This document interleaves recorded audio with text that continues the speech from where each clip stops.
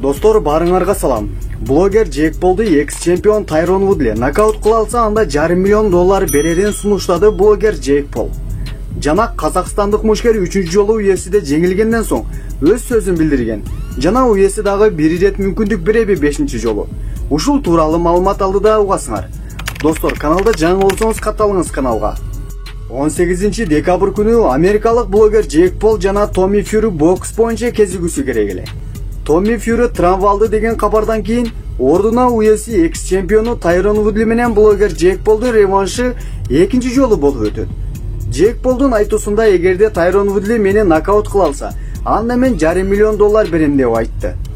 Бул нерсе кабарды угуп Тайрон Вудли макулдугун берген реванш үчүн.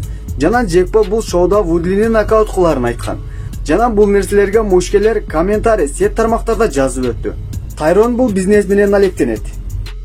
Куттуктайм Вудли. Кийинки кабар Жалгас Жумагулов УФС'де 3-чү жолу жеңилгенден соң Instagram баракчасына видео кайрылуу жасады. Ассаламу алейкум, баарына салам. Мен жакшы үйүмө тынч келип алдым. Көпчүлүгү жазат кыжалат болуп.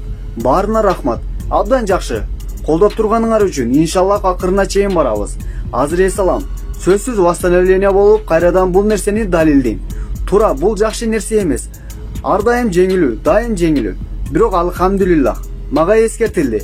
Мен кийинкиде жеңиш менен кайтам, деп казакстандык мушкер УФС'де жеңилгенден соң сөзүн айткан.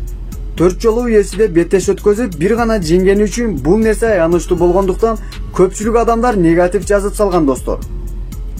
Жакшы сөз жазалы. Буюрса Казакстан, Кыргызстан мыкты болгон чемпиондор чыгат УФС'де. Эгерде сөзүмө кошулсаңыз, видеого ыкыласпасыңыз. Анда кийинки видеого чейин койтошом достор. Бул каналды биз менен чогуу күзөтүңүз.